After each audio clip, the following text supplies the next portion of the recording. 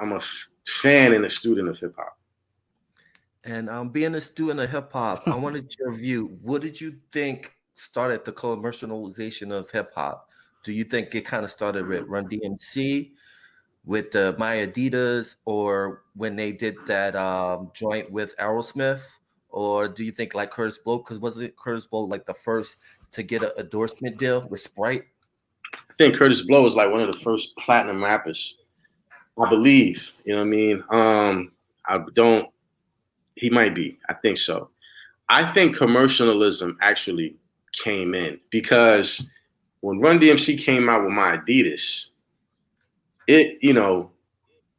well, when rap started making more money, to me, that's when the real commercialism came in. Because when Run DMC was out, people were still saying that this was going to be a dying thing. People were still saying hip hop won't last. Run DMC happened to show companies that, we influenced this and everybody's going to buy Adidas now. But it still didn't resonate, I think, to mainstream America the way it did as time progressed and more money. So by the time you get to like the Bad Boy era, you know what I'm saying? By the time you get to Snoop, so much money is being made at hip hop at this point. This is when it becomes a commercial thing. And this is when you see a real shift. And now it's not about your creativity and your own sound. Now it's the company saying, oh, this is what's selling. We're going to grab everybody that sounds like this and put all of y'all out so that we can make money now. And forgetting about the root of hip hop, which is supposed to be the uniqueness and the individuality of an artist. So for me, Run DMC showed the world something, but it wasn't, to me, fully appreciated until millions upon millions upon millions, of dollars was being made by corporations as they slowly said, yo, this is going to last. And now I can grab it and contaminate it. You know what I mean? But for me, the commercialism came in when an excess amount, we talking about hundreds of millions of dollars was being made. That wasn't the Run DMC era. You know what I'm saying? I'm sure they was well off, and I'm sure that, they was making more money than everybody else and doing all that. But you're talking about people that were still figuring out contracts and jerking it. You know what I mean? It wasn't, those artists wasn't getting paid like the artists that came later on down the line. You know what I'm saying? So it's, what did JC? He said, I'm overcharging people for what they did to the Cold Crush. You know what I'm saying? Like that whole thing was an experimentation type thing of people saying this ain't gonna last. But once it became something that you can market and make money off, then that's the real commercialism of hip hop. Right, because the reason why I think about that is like I go back to like Kid and Play, the House Party movies. They had a cartoon, they lunch boxes, even MC Hammer. In that 90-ish era time when you were saying, cats like, oh, we could make money off this, so let's like just take advantage of it. Yeah, exploit it. And it took off from there, man. You know what I mean? And it wasn't even just hip hop music. Black culture has always been exploited because, even that time you had Mr. T in his cereal. I remember that. I used to eat the Mr. T. I remember his song. You better love your mother.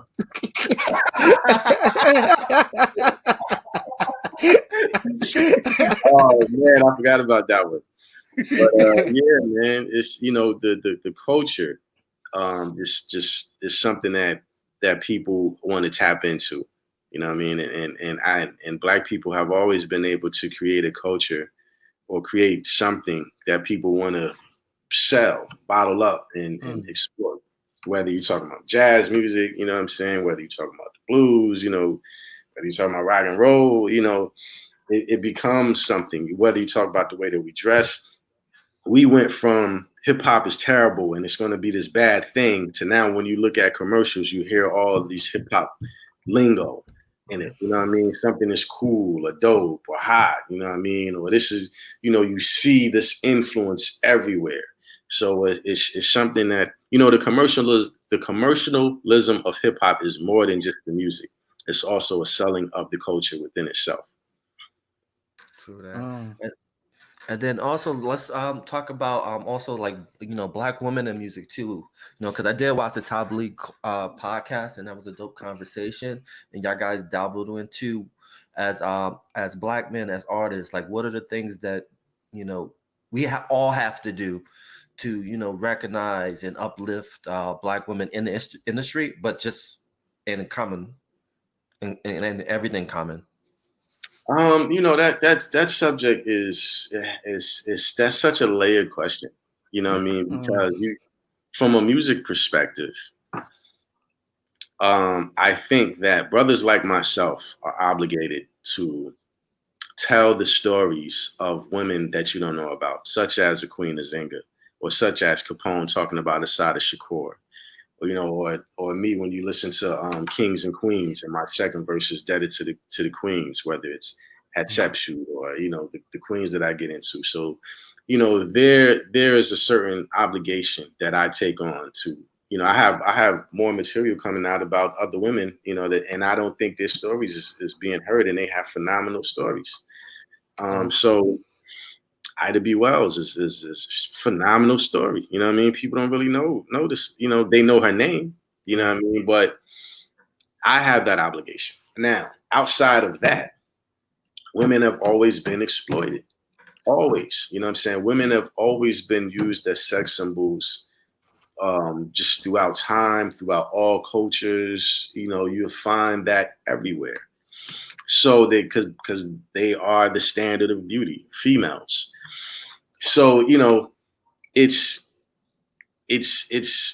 crazy because it that exploitation spills out, and you see it manifested throughout time and throughout different ways and throughout different cultures. So now we're still selling sex, right? So we see it, and everybody's saying, "Oh, this is bad. All women shouldn't do this," and all that. However, who's going to stop that? You know what I'm saying? Like what are we really going to do to combat that outside of just having the opposite side represented? I really don't know what you do to stop that. You know what I'm saying? To stop the way that people are going to look at. Did he? Oh. You there? I'm there. Yeah. Sorry. I think it's worse because women are playing a larger part in exploiting themselves. You know what I mean? I think men spearhead that, but now you have women, and as opposed to when we grew up listening to MC Lyte or Queen Latifah or Sweet Tea or the groups that we were listening to, now there's they're like, listen, I'm taking the strip culture to the music. You know what I mean? And they're trying to get their hustle on, like, listen, sex sells, so I'm gonna sell. I'm not gonna allow the men to do it. I'm gonna do it myself. So then it's like, okay, so how do we stop that? You know what I mean? I don't know, man.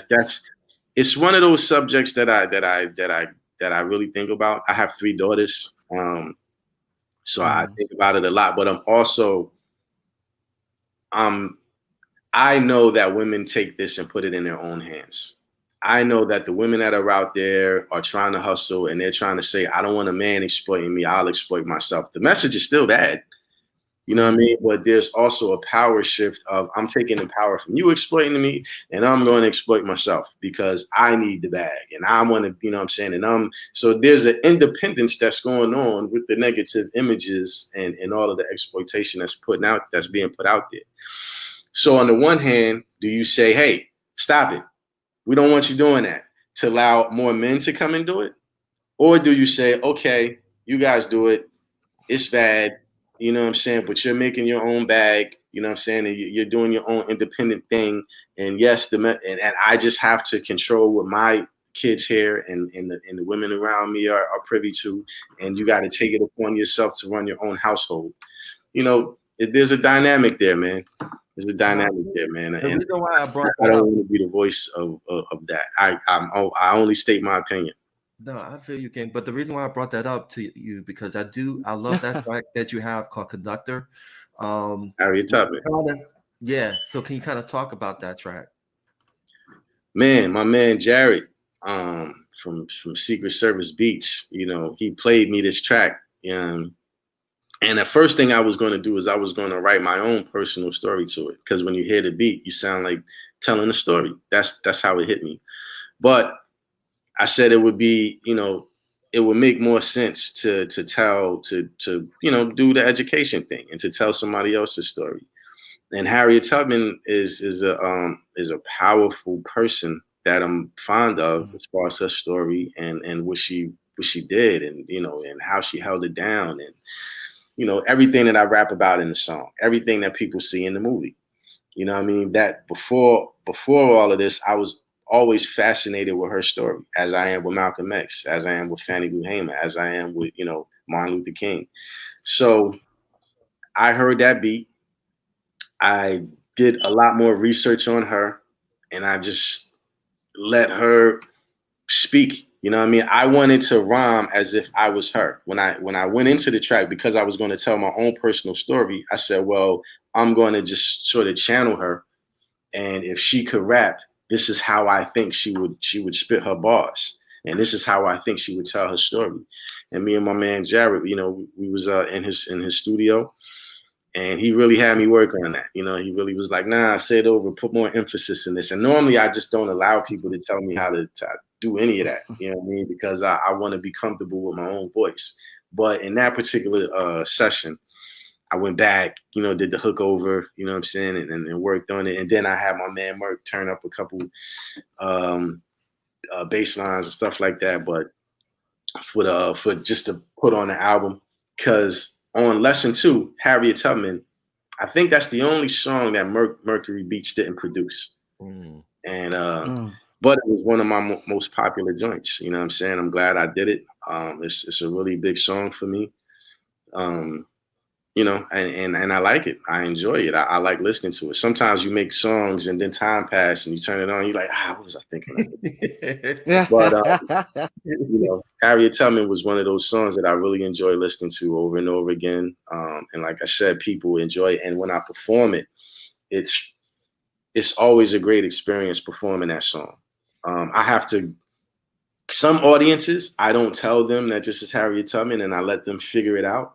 But then other audiences, I say, this is if Harriet Tubman could rap, and you know, you get those different responses from the people. Everybody's interested in her story, so it's just always been one of my best songs. And what are you from doing your research on Harriet Tubman? What new material that you learned about her that you didn't know before you did your extensive research before the track? You know, it was a lot, you know what I'm saying? I mean, I think everybody knows about her and the Underground Railroad, but then it was learning what the actual Underground Railroad was. It was learning that it wasn't just her, that it was an organization, you know what I mean? That this was a group of people. It wasn't like her on her own running up to people and capturing, you know, there's, you know, when you watch the movie, you know, you get to visually see it, you know what I'm saying? But that was fascinating to learn that there was a whole group of people out there that had a system going, you know what I mean? And that there's a grandfather of the Underground Railroad who I also want to do a song about. So I don't even dive into that too much because I want to smack everybody in the face with the lyrics. But then I also was fascinated to learn the part that she played in the Civil War as far as helping Northern soldiers using her own routes to have them get into position on the Confederate Army and having them fight and surprise them and capture them, you know, and the part that she played in that, you know what I mean? And that she was leading different troops. This was a Black woman, 1800s, leading troops. So those, you know, I was fascinated by that. You know, there was a lot that I learned about her, but learning about the actual Underground Railroad and that system and what everything meant was one thing, and then learning about her role in the Civil War and the part that she played was another. And I think those two things just stuck out for me. And that's the reason why I want you to bring that up, because again, what I get frustrated all the time is this false narrative that Abraham Lincoln freed the slaves. He didn't free the slaves. We freed ourselves. The Emancipation Proclamation was just a contract that if the North won, then, you know, blacks would be free. But in the media, it constantly say, "Oh, Abraham freed the slave." He didn't free the slaves. Lincoln freed slaves in states that were with the Confederate. So it was a military tactic so that the North could win the war to keep the system that they wanted in place. I have his autobiography. But he didn't like black wasn't people. There also some, that's yeah, that's what I was going to go to, because isn't there some controversy? Because I was watching something the other day and it went into a lot more depth, and he wasn't too fond of the idea of freeing the slaves because he's going to be the first president to really put a massive divide in the country at that particular moment in time. So it took a while for him to basically make that ultimate decision. So, I mean, this is like, you bring it back to what you were saying earlier in the conversation. This is why education is key. It's because it's like we get sold this is what they give us, this pill-shaped capsule to say, oh, this is the greatness of that certain man. But without going into the full depths of everything, you're left just you're just left kind of just in the unknown all the time. Yes. The story of Lincoln, man, it's so crazy. People really want to give him credit for freeing slaves without talking about the contribution of black people at all, without telling the whole story. It's like you want this false hero, because people want to say, hey, black people, if it wasn't for this man right here, you'd still be a slave. You know what I mean? And for whatever reason, people want to say that. Well, I'm not going to say for whatever reason. There is a perception that different cultures want to have when it comes to how you view them. And different cultures want to have the view of, hey, I did this. I'm responsible for this. Not the slave rebellions, not Harriet Tubman, not the burning of the farms, not Nat Turner, not Frederick Douglass. You know what I'm saying? None of that. You know what I mean? Not the demons for defense. It's the compassion for this guy, you know what I mean? And he just so loved black people, you know what I mean? And that's just, it's, I was telling somebody not too long ago that history will always be found out. And eventually the people that are giving out these false narratives are just going to look like the people who are giving out false narratives. When history looks back on you, how are you going to look as the people that's just telling a bunch of false things? You're going to look just crazy. You know what I'm saying? And it's, even with the whitewashing of this, or people want to tell different African stories, and people want to, you're just going to look like the people who tell a bunch of false stories, because you're not going to fight archaeological evidence. You know what I'm saying? You're not going to fight different people's records from the actual culture. So it doesn't really matter. Even with Abraham Lincoln, like I said, I have the man's autobiography.